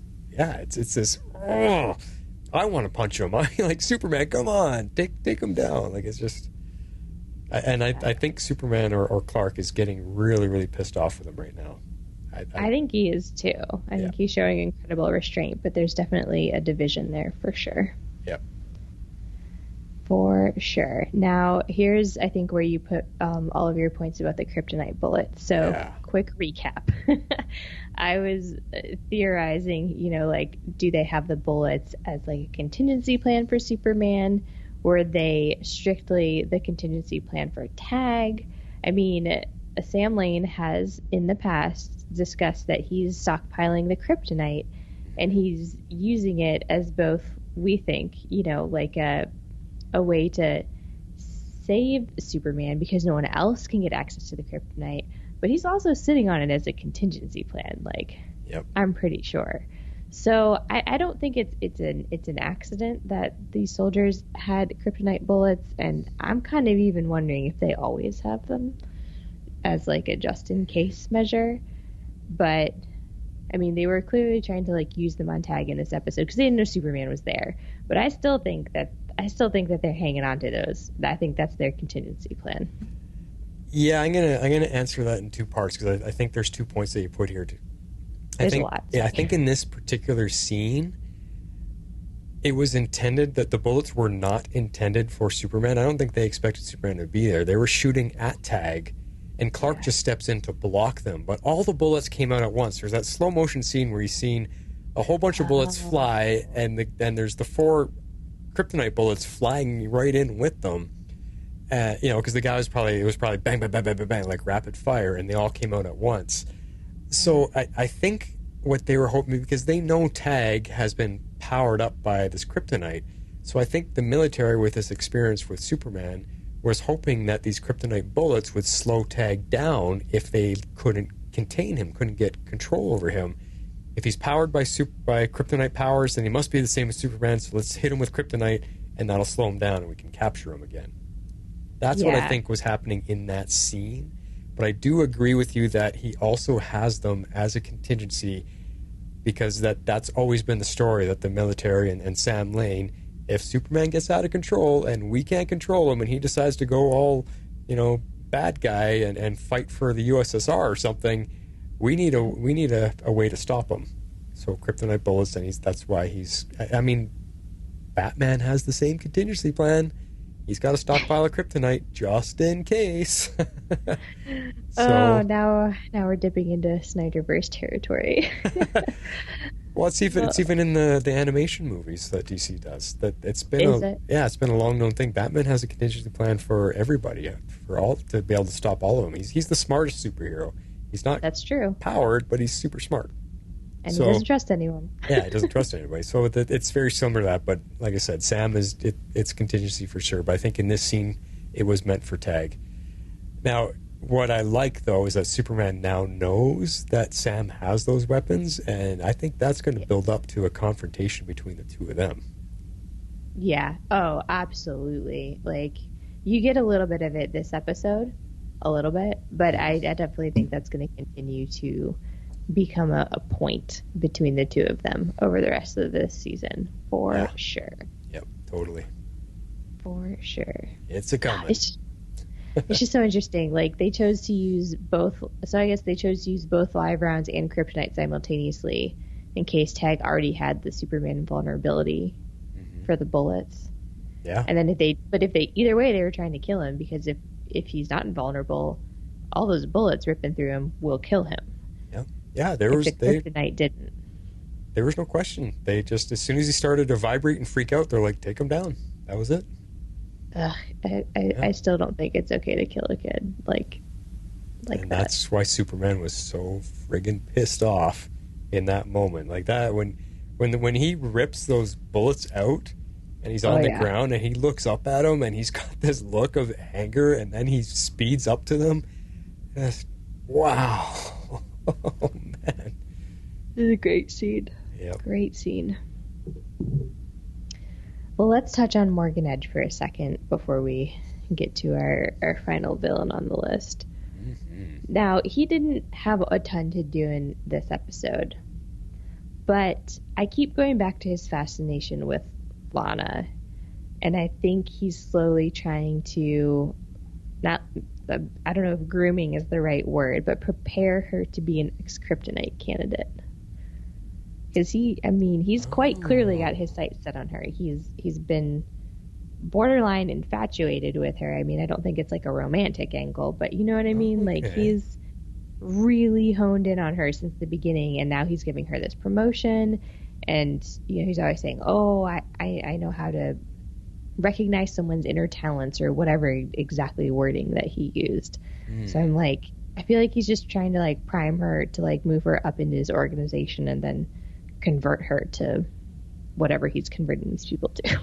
Interesting. I actually didn't think that he was grooming her for that. I think I was looking at the romantic angle. I think he's slowly trying to separate her and Kyle and win her over with promotion and money and you're super smart, you can run my company, that's what I thought. I thought he had this infatuation with her because he wants to try to win her over. I mean, he could. Honestly, he could go either Interesting, way. yeah. Yeah. Personally, I'm not getting the romantic vibe right now, but perhaps, he could. Yeah, and the reason why there's something funny there, because his reasoning about her work on the reverse mortgages, to me, that's not a strong enough argument to promote her to lead the project. Like, so what? She worked on some reverse mortgages. That to me is not a resume to, like, hey, guess what? Run my company. You did no, buddy. You just showed your cards a little too soon there. There's a lot more going on to your decision here. Yeah, I agree. It definitely felt like a jump. Yeah. That's why I'm like, he very clearly has his sights set on Lana, and he very clearly has an ulterior motive. What that is, Totally. we don't know yet. No, we don't. All right, well, we've already touched on Luthor a little bit with Lois, but I wanted to bring up a very interesting gadget that he had. Mm-hmm. To me, it looked like that little laser pen looked like it was basically simulating heat vision. How did you read that? Like, it was cool, but crazy. Yeah, first I just want to say about Lou, I think he was showing way too much to Lois. Probably. Now she's totally suspicious of him. I think he dropped his cool in a panicked situation, and I think because of what happened to them, he just reacted out of safety because he's used to protecting himself against Superman. Now he's got a superpowered, girl after him, so he just reacts, pulls out his tech that he designed to stop Superman, and without thinking. And now Lois is like, yeah, that's a little bit much, kind of thing. No kidding. So now, I guess it could be a heat vision thing, but where I'm confused there is I don't know if that would knock out Superman like it knocked Lar off there. I don't know if it could just be some fancy tech from his world. Maybe it's a massive concussive blast that just knocks them out. I don't know, but it did look like heat vision.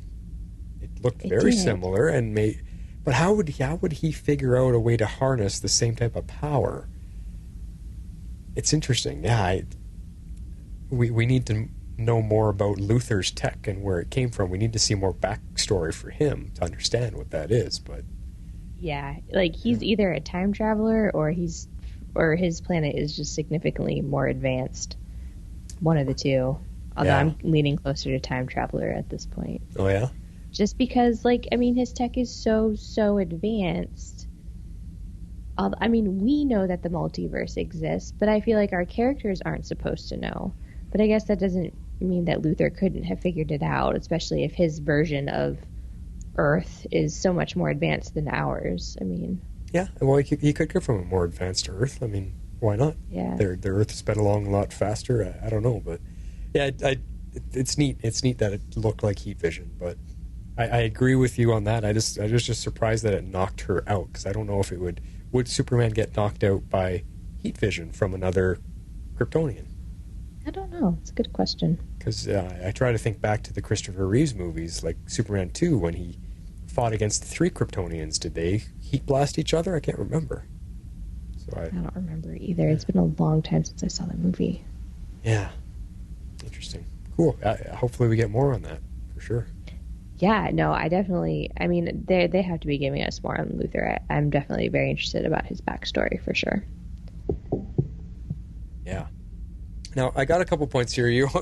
It's always funny, because I bring this kind of stuff up, and you're like, I never noticed this kind of stuff. I don't, so I'm going to let you take it away. I noticed... We may notice this first point, but I got a couple points here that I noticed, and I know Dreamweaver will appreciate these other points. But the very first one, the music in every single scene was so dramatic, so full of emotion, so well done. Man, I love the music. I want to find out who the composer is, because it's so beautiful and so perfectly timed with what's happening in the episode. Yeah, no, I think Jeff knows who the composer is, because I think he was familiar with their work. But yeah, no, I agree. The music is phenomenal. I have very much been enjoying the soundtrack, and as soon as the season is over, I will be adding that to my playlist of soundtracks to listen to. Yeah, I'd love to get the soundtrack for this one. Okay, so here, Dreamweaver, this one's for you and any of you other, filmmaking type of people out there. The camera cuts and the angles are very detailed in the show, where it actually stays fluent. And I want to give the example here. You see in so many TV shows and movies, when two people are talking and they're facing each other, you'll see the camera looks at one person who's talking from the over the shoulder of the person who's listening, and then they'll switch to show you the person who's listening while the other person is still talking. And what happens is when you're looking over the shoulder of the person that's talking, and they're kind of blurred out a little bit, why? Because they want you to see the reaction of the listener. But what happens is when you're looking at the listener, the person talking, the way their jaw, because it's usually like a 3/4 or a side view of their face, the way their jaw is moving never matches the words that are being spoken that you can hear while we're looking at the listener's reaction. If you watch the jawline or the face of the person from the side, it never matches what they're saying.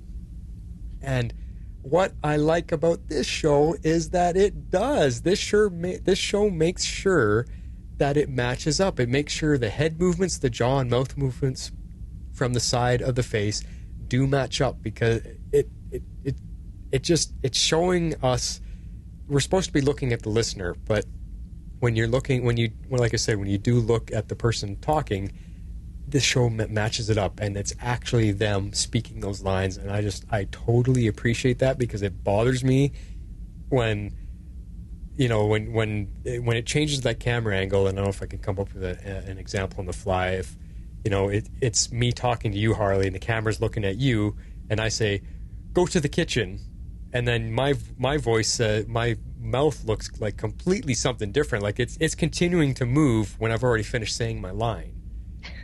Or it's moving when I'm not saying my line, or it's not moving as I'm speaking. Like you know what I mean? It just never matches up. And this show did. I noticed that in this episode, especially because there was quite a few scenes with that, and I just wanted to say appreciate that.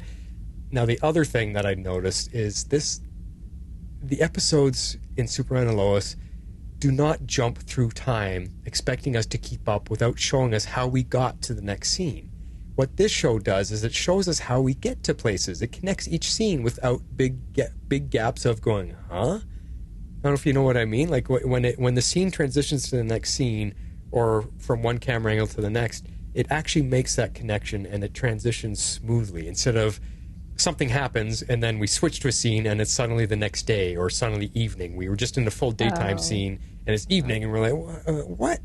Or someone's like, I got to figure this out, and the scene switches. Hey, guess what? I've got the answer. Blah blah blah. Well, how did you get the answer? How did you arrive to that? We don't even know. We're just supposed to accept that you figured it out. That Superman and Lois doesn't do that. They actually show it, kind of like what I was saying with Lois. They're showing us the entire process of how we get from one point to the next, and I'm so appreciating. This show is just so well put together. I love it. It's my favorite CW show right now. It is a very good show. I agree. Yeah. I don't notice any of these things, which is hilarious.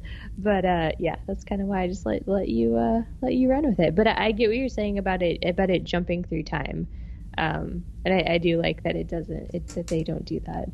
That's a good point. It's like, all of a sudden we're at breakfast and then it's dinner time and we've solved everything we needed to solve so that we can move on and catch the bad guy. Like, you know what I mean? Yeah, that's an extreme case. Yeah, exactly. Yeah. Yeah. An extreme case. It happens on The Flash every week. Yeah. See, the show moves along at Flash pace and yet explains nothing. It does. Oh, where's Explain Nothing? We need Jeff's sound effect for it. Oh, I need that one, yeah. But I bring these things up enough that maybe I'm hoping that you might start picking up on them, or if I notice some, I'll maybe cut the clip and I'll send it to you, and you can be like, oh yeah. No, because I'm never going to look at it from that critical angle, because I'm not a filmmaker, and I just like to enjoy my TV. I don't like to pick it apart from that technical aspect. I like to pick it apart from other aspects, just not that one. Well, I don't, as I'm watching it, even if there is mistakes like that, I don't pick it apart. I just notice it. I love TV and movies so much. I don't let anything really ruin it for me, unless you get an episode about a stoner flipping burgers. Then it gets to me. I feel like me starting to notice those things would start to ruin it for me. To be honest. Yeah, no, I just notice those things, and I have fun, because when I make my own movies, when I'm editing my own things, even simple things like when someone is walking down the hall and the camera, you can see their feet in the shot.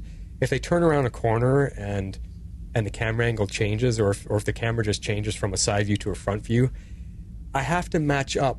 If your left foot is on the ground and then the camera switches to the new angle, and all of a sudden your left foot is the one that's in the air. It's a jarring moment. There's a little moment of, wait a second, that wasn't a seamless transition. So you got to make sure that the left foot is on the ground in the scene you're cutting from to the scene that you're cutting to, and the left foot is still on the ground. And those are the things as an editor that I look for, and it makes, when you see the two of them side by side, it's an amazing difference. You're like, whoa, yeah, that's smooth compared to how jarring that is. So that's the kind of stuff that I mean when I'm picking these things out. But again, it doesn't ruin it for me. I just notice it. That's all. Fair enough. How about some favorite scenes? You ready for those? Yes. All right. Shape out and eagle! Oh, I can't wait for these. All right, we're going to go chronological order here, so that means you are up first. I am. I chose the scene with Lana and Sarah where they kind of have their little heart-to-heart just because I really enjoyed that moment with them. Okay. Wow, Dad finally got over himself long enough to think, maybe I should congratulate my wife. Were you listening to our conversation? It's not that big of a house. Sarah, your dad, he's trying.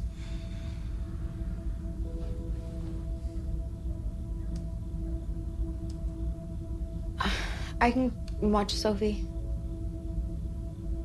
But what about the game? There's other games.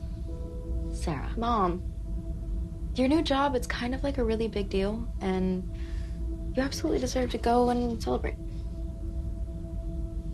I guess it's a big deal.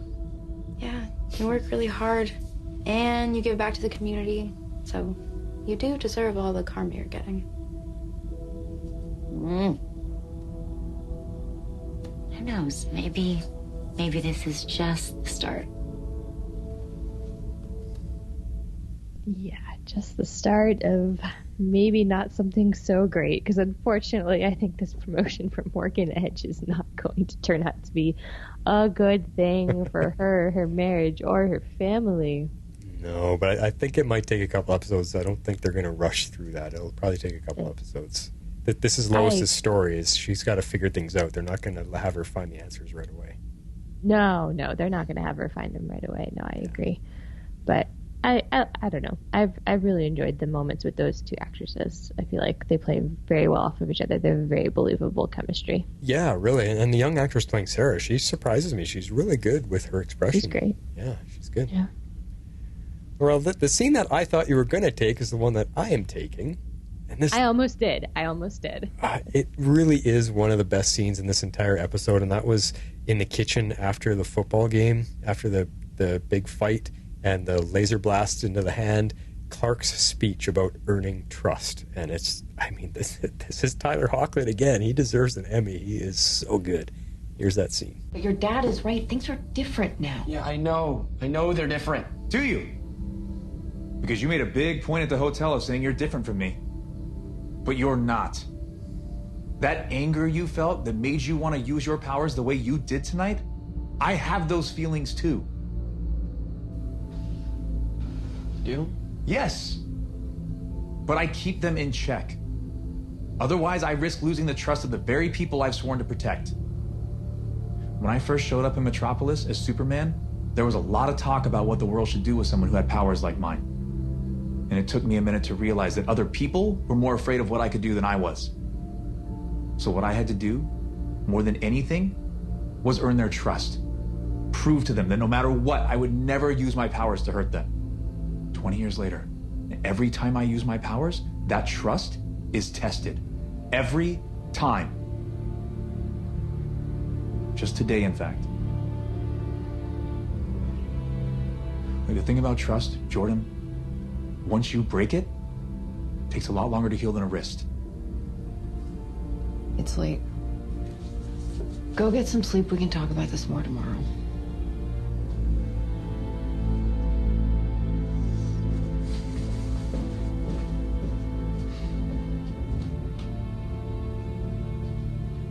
He's just confused. He's so young. He's not ready for this. I know. Neither was I, but... Oh my God, it gives me, like, I get shivers from that scene. It's a great scene. It's a great scene, and clearly where the name of the episode came from as well. Yeah, but even the build-up of the music, too, as he's heating up, the music is just slowly crescending, and or ascending, I should say. Yeah. Oh, man, this show is so good. It's so good. It brings me to tears. It makes me feel this.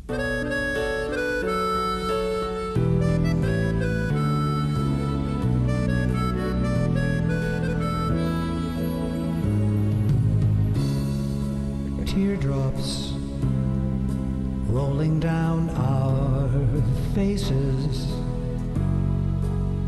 sitting here longing for the sound of your text.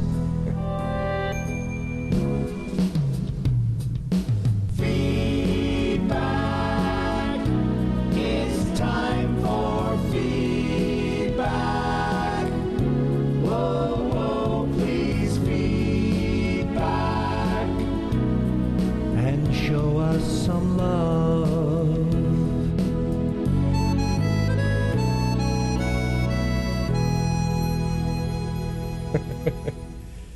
I had to play that one for 150th.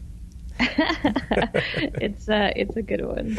Very good. Good music. All right, feedback time, and we're going to kick it off with our missing legend who is not with us this week, X-Force 11. Here he is. This is X-Force 11 reporting in from the jump ship. Yes, I'm still out on mission bringing hope to my community, but I had to give some feedback about Superman and Lois' broken trust. I am so glad that this series is back. Just the writing and the special effects and the family drama. It is just so apparent how good we have it on this show after the last 2 weeks of Legends. But I am just really digging the drama, and I love that you don't mess with any of the Kents at all. I'm liking how they're exploring the powers and the parallels between Clark and Jordan, and oh my goodness, it was just so good. I cannot wait to see what's next. All right, those are my thoughts. X-Force 11 is out.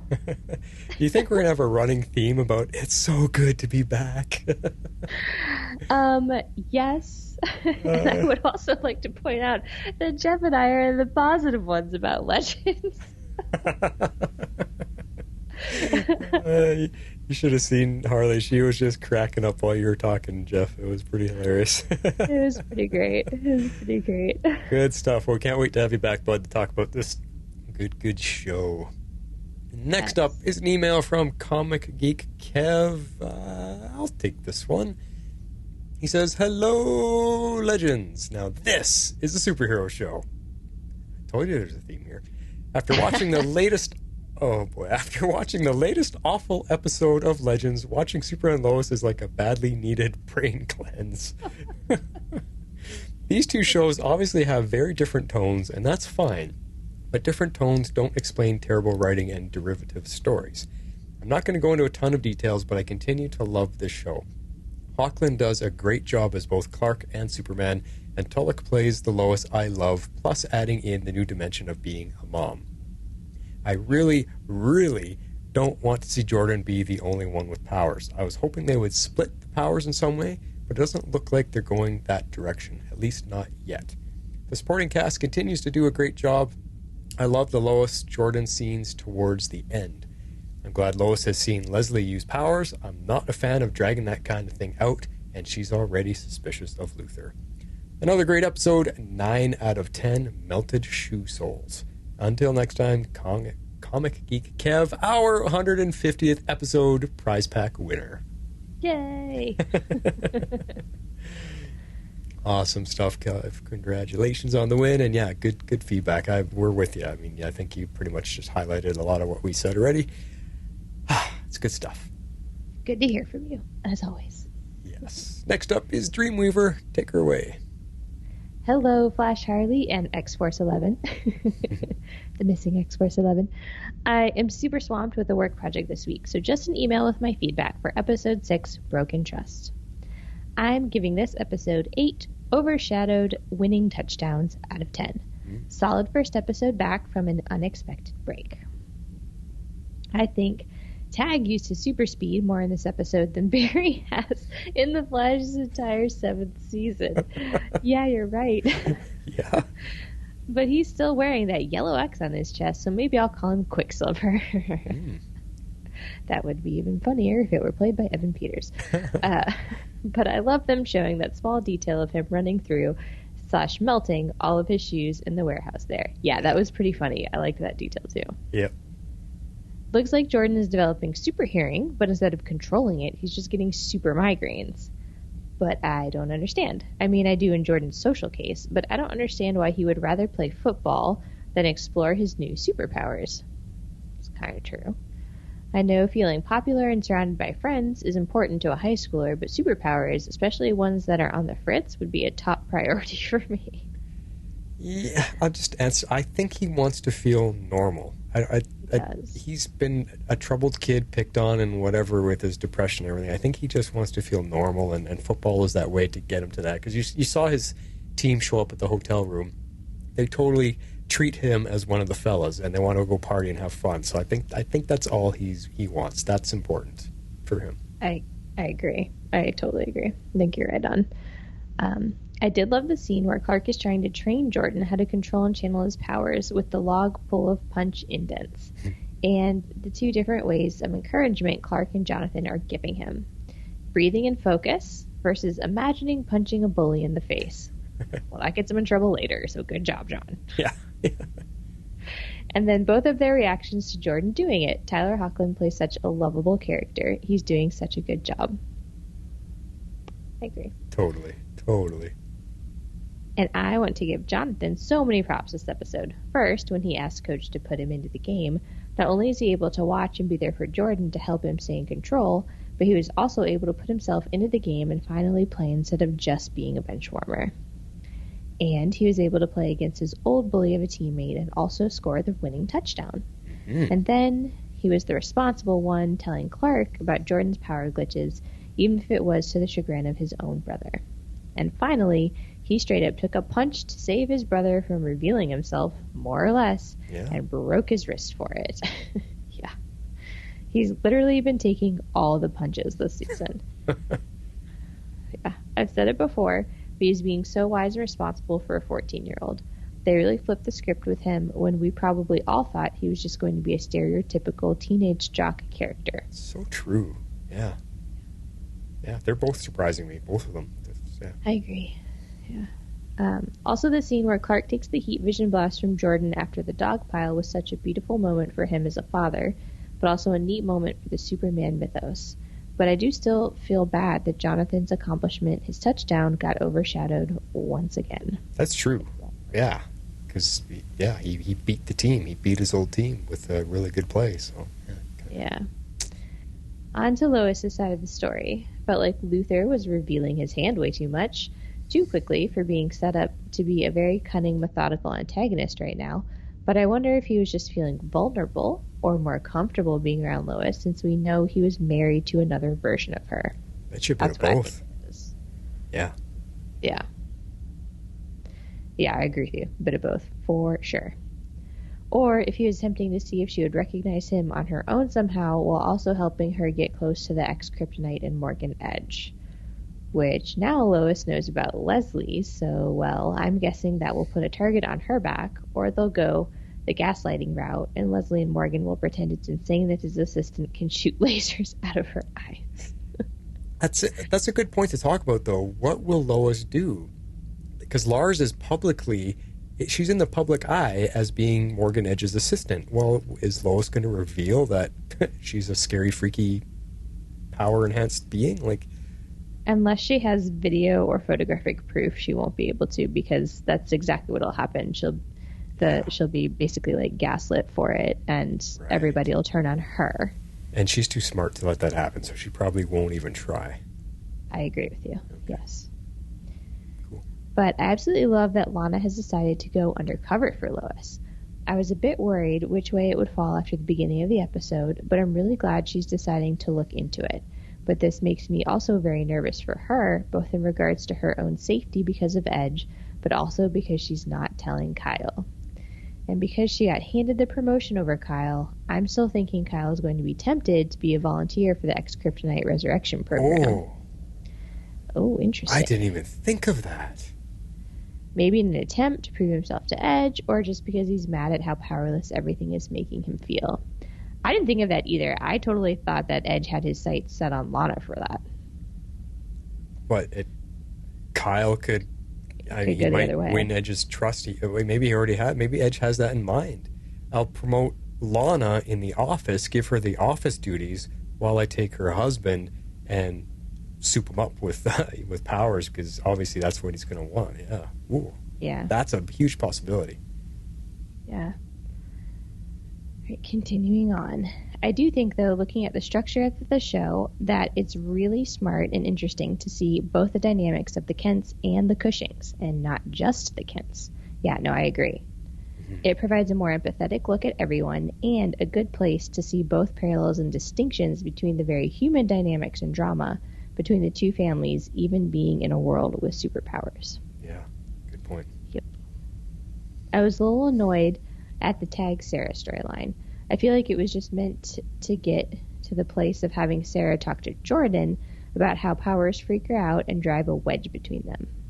Mm-hmm. Which I don't particularly like when they put a female character in danger, in trouble, just for the sake of a male character's story characterization, which happens all the time, i.e. a lot of Season 1 and 2 things that happen to Laurel for the sake of Oliver learning a lesson and or to save her. This had flavors of that to me. Okay. Yeah, I would say my only other pet peeve is having female characters only the relationship angle, the Bechdel phenomenon. Yeah, they only ever talk about boys.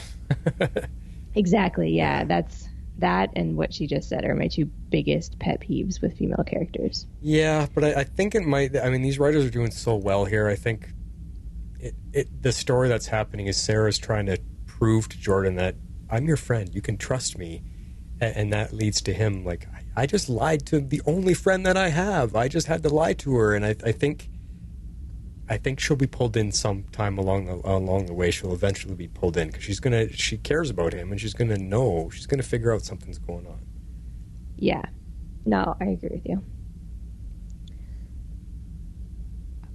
Sorry, I had to grab my place for a second. Okay, but I digress. It also showed us the parallel of what Jordan is going through to what Clark still has to fight at times with his anger, and gave us the plot point that the DoD has kryptonite bullets and is willing to use them on a teenager. Yeah. Right? Yeah. I wonder if they already had them or if they only just recently started making them because of General Lane putting Plan 7734 into place. Oh, that's a good point. They may be something new. They could be new, but still, he still had the stockpile of kryptonite, so still a contingency plan. Yep. But yeah, that's a good point. He could have put those into play because of that information, for sure. Mm-hmm. All right, well, I can't see Luthor's secret as the stranger being a secret for that much longer. Yeah. And it looks like Jordan may be having health issues with his powers developing. I, for a split second, thought Johnathan was about to manifest strength when he was stopping Jordan's punch. I did too. But that was very quickly dispelled. I'm still hoping he doesn't get pushed to the dark side because of how much he's had to sacrifice for Jordan and how much he may feel neglected. And now I wonder if Morgan Edge is going to find out about the DoD kids with powers and go after them, or maybe even learn about Jordan and go after him. Yeah, possibilities. Yep. She says, wow, that was much longer than I expected. Guess there was a lot of good meat to this episode, but that's all for now. Until next time, your friend Dreamweaver. Do you want me to read the PS? Or are we leaving this up? Yeah, sure. Go ahead. I mean, we did ask for a question, guys, for a contest. We did say you have to answer this question, but I think I got the post out there later. Some of your feedback came in before I got the Facebook post up, so we just included everybody that sent feedback in. But there was a question, where did Flash and Harley originally meet? And that was the question you need to answer. And Dreamweaver has it here. Yes, she says, P.S. Flash and Harley met at DragonCon in Atlanta for an Arrow Squad meetup, and the rest is history. Boy, she's detailed. You are right. Correct. 100% correct. 100%. Awesome stuff, Dreamweaver, as always. Next up is Perry White with a on-time deadline met voicemail. Hello, Flash, Harley, and X-Force 11, question mark. I'm assuming you made this feedback session. It's your dogged reporter, Perry White here, offering feedback for Broken Trust. And I must say I'm here to hand out a Pulitzer Prize for this episode. When the episode ended, I thought to myself, what's keeping me from giving this episode a 10? And to be honest, the only thing that kept me from giving it a 10, or would have kept me from giving it a 10, is I just wish it was longer. And since I can't hold that against the episode, I'm giving this episode a freaking 10. It was fantastic. Had everything you wanted from the very beginning. The action sequence with Superman saves the train. Oh, yeah. That was really incredibly well done. It looked fantastic. It was just a great way to start the episode. I mean, when you pair that with, obviously, Tad confronting Jordan, I mean, it was just a fantastic way to start the episode. I'm pretty sure that everyone is going to point out all of the really, really good things about this episode. I'll just mention my 3 favorite moments in the episode, in no particular order. But the kitchen scene at the end, where Clark was explaining to Jordan and his family the importance of maintaining trust and not breaking that trust, and the struggle that he still goes through and understands the gravity of it every single freaking moment and day of his life. It was well written. It was great acting. And I don't even like to say the word acting by Tyler Hoechlin. It just felt like he lived that moment, lived that scene. I like that, Carrie. Oh, man, it just powerful stuff, man. Yeah. So that was one of my favorite scenes, especially obviously being able to parallel the moment of anger he had dealing with Sam Lane's men, and obviously the anger that Jordan was dealing with his old, I don't even want to use the word friends, but basically his old bullies back from Metropolis, right? It was just so freaking well done and powerful. I loved every second of it. My other favorite moment was the scene when the Metropolis football players decided to jump on Jordan and pick a fight, and he's at the bottom and he's getting beat up, and then of course everyone comes and they start pulling the bodies off of him, and you just feel the anger and anguish and depression that he's feeling in that moment. And I mean, if he didn't have superpowers, I mean, obviously you're just like, he's gonna cry, right? And I'm not saying that to like belittle it, but I mean, it was just that emotional, just that impactful. And he's out there with his dad, and he just can't handle it anymore. And Clark just tell him that he can let go. Wow. That's what a dad is supposed to be able to do with his son. To basically take on and provide him comfort and tell him that it's okay, that he will take care of him. And it was just, wow. Really awesome, powerful stuff. I'm getting choked up just talking about it right now. We can hear it, Gary. We can hear it. My last favorite moment, and it's strange because all of these are sort of emotional moments, but my last favorite moment was obviously Lois and Jordan on the porch at the end, when they're their conversation, of course, about Rocky Road and when things were much simpler. And he's just got to the point where he can Jordan just got to the point where he just needs to let go with his mom, sort of like the same way he was able to let go with Clark. He was able to just let go with Lois there, and it's just such an intimate scene.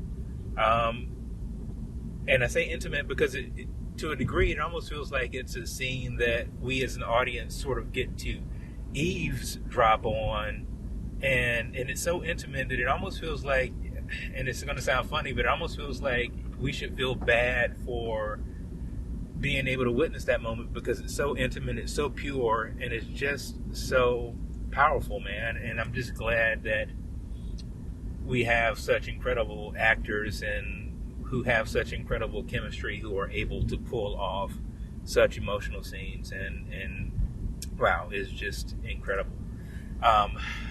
But beyond the emotional beats that you had in this episode, I mean, it was enough for an entire season, in my opinion.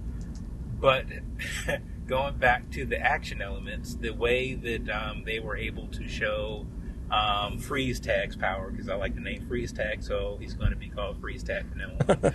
But the way they were able to show his powers, and like I said before, the train scene, I mean, it was just so well done. The CGI was well done. It just looked great.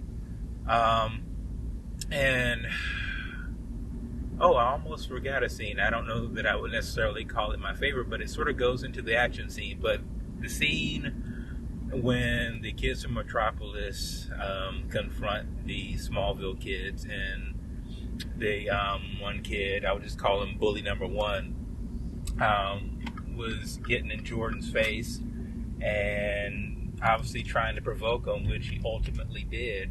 And then Johnathan, I'm sorry, stepping in between, because he knows that if Jordan lets loose and does something crazy, that it would be the end of him, right? So knowing what could happen to him, Johnathan still stepped in between, put his hand out, knowing exactly what was going to happen, and he did it anyway. He doesn't have any superpowers. I really sort of hope he gets to develop superpowers, but the simple fact of the matter is that was an heroic moment. Just as heroic as almost anything that Clark and Superman have done. I mean, knowing what the ramifications are going to be to you and doing it anyway. I mean, that's what a hero does, right? So like I said, I just thought this episode was great. I mean, so many different people had their moments. The Lang family had really good moments. The kids, the two daughters, had really good moments between them. I mean, it's just starting to feel like this is a show that feels lived in with real people and real circumstances.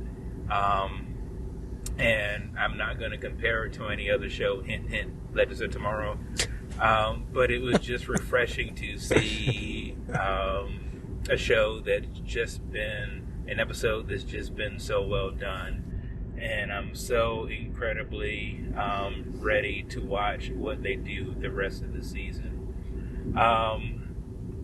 I'm trying to think if I missed anything, but I'm pretty sure if I did, someone else may mention it in the chat. But like I said, I'm giving this episode a 10 out of 10. If I could give it an 11 out of 10, I'd probably give it that too. I just thought it was that well done. So I'm pretty sure I'm the last one to give feedback, but again, I meet my deadlines. Perry White out. Oh, the digs at Legends and Flash tonight. Boy, our poor other shows. I know. But awesome stuff, Carrie. You were trying to write a Pulitzer winning article there, because I love how you tear things down and and break it apart, explain things differently than we do. I love the one thing you said is Tyler's performance. He didn't act, he lived that moment. Oh man, that is beautifully written there, Perry. I love how you said that. And you made my eyes a little watery. I could hear the emotion in your voice when you were recounting the scene on the field with Tyler and Jordan when he took the eye blast in his hand. I heard you getting emotional. That's powerful stuff there, Carrie. Wow. Definitely. Now, the one scene he brought up that we didn't talk about was one of the scenes near the end when Lois and Jordan were on the porch. Oh, yes. And she got to have, I mean, we saw a lot of father-son moments in this episode, but she got to have a mother-son moment. And sometimes it doesn't matter if you're a son or a daughter. Sometimes you just need your mom to be able to let out some of the emotion. Because a lot of times with dads, Dad, you got to be rough, you got to be tough and kind of things. But the mom allows you to open up and show your emotions. And there's just that scene when she just, lets him know that she's there for him. And, she's like, come here, kid. And as soon as she grabs him, he breaks down and just starts crying. And it actually made me cry. I forgot all about that. It made me cry. And again, just those two. This kid playing Jordan is one hell of an actor. Yeah, no, he is. I mean, they're all great. Everyone. I like all the actors on the show. They've done a fantastic job. Mm-hmm. Now, the last point I had that Carrie brought up was about Johnathan sacrificing himself. I didn't even really think of it like that. Like he's helping his brother. Yes, he doesn't want his brother to get in trouble. He knows that his brother's got super strength and that this situation is bad. But I wonder if in that moment he realized he's sacrificing himself to save his brother, because that's essentially what he did. His life that he enjoys is now done for a while. And I think he did. I mean, he knew because he recognized immediately the scene that he had coached him to do earlier, and he saw what he did to the log. Yeah. So I think he knew. And like Carrie said, that was his heroic moment. That was every much as a heroic moment as anything else. Yeah. What he did there. So awesome stuff, Perry White, our friend Carrie. Awesome stuff. And guess what? You are not the last feedback in tonight. There's one other fella that just beat the deadline behind you, and it is Dad L. And Dad L says, hello, Superfam. It's so good to be back, and what an episode. This episode was spectacularly written, directed, and acted. Just look at how the scenes with Superman protecting Tag and Johnathan getting angry with the Metropolis football team were intercut. I loved Superman throwing the kryptonite bullets and incinerating them. The parallel stories came together to culminate in the trust speech at the end of the episode.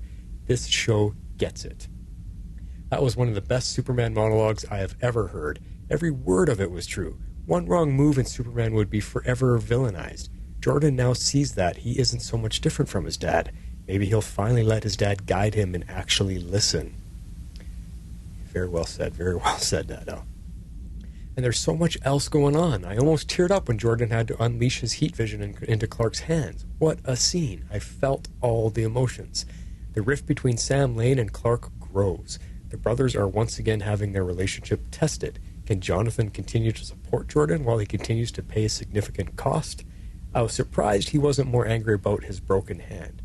Lois had a great investigative reporter storyline. This show has it all.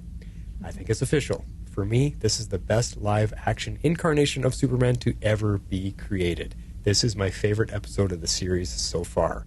10 out of 10 burning red eyes. Dad L, last father of Krypton. And P.S. Flash and Harley met at DragonCon during the Arrow Squad days. Right you are. And I like how he highlighted a couple of things about the really powerful scenes. Just every word of his monologue there, just powerful stuff. And yeah, this could very well be one of the best incarnations of Superman yet. I'm pretty on board with that, I'd say. I agree. It's very good. Yeah. Very good. Yeah. We'll have to... I almost... Because we're seeing Superman full grown, I almost want to see more background of when he was young. I would love to get like a prequel series or something to watch this Clark growing up. Oh, man. Done by all the same people. Let's redo the whole Superman origin with how these people want to tell it. This crew. That would be cool. Well, awesome feedback all around, as always, guys. I'm so glad you guys got all of this in. You got to join us for the 150th, and yeah, we'll say more about that in a sec. If you guys want to send in feedback for next week's Superman and Lois, you got until Thursdays at 7 p.m. Eastern for Superman and Lois feedback, and this is how you do it. If you would like to be a part of the show, you can send in your feedback to Tomorrow's Legends Podcast at gmail.com. You can also reach us on Twitter at Tomorrow's Legends. We'd love you to join our Facebook page at facebook.com/groups/Tomorrow's Legends and become part of the community. All right, Harley. Well, it just figures that our 150th episode that we were celebrating, we pulled an almost a 2-hour episode. Yeah, I'm feeling it. It was a good episode. Lots to discuss. Lots to discuss, lots of feedback, and we are celebrating a little bit. So just like any good party, we're up late and we're gonna be a little tired tomorrow. Oh yeah. Awesome stuff. Like I was saying, guys, thank you so much for being part of this. This is really exciting for me and Harley. It means a lot to us that you've kept us going we're working on our 6th season, so 150 episodes. That's all due to you guys and, supporting the show and listening to us. So we want to just pass on all the grateful thanks to you guys. That's right. Yeah, it was a fun little celebration, and we'll have to think up something to do for our 200. That's the next one that'll come up. Yeah, you're right. Yeah, I was thinking, how about the next 150? Well, that too. That too. Awesome stuff, everybody. Well, we will be back this weekend. Legends of Tomorrow comes back, so we'll be back in your ears Monday. That is all I got for you tonight. This is The Flash celebrating. See ya. And this is how good. I'm out.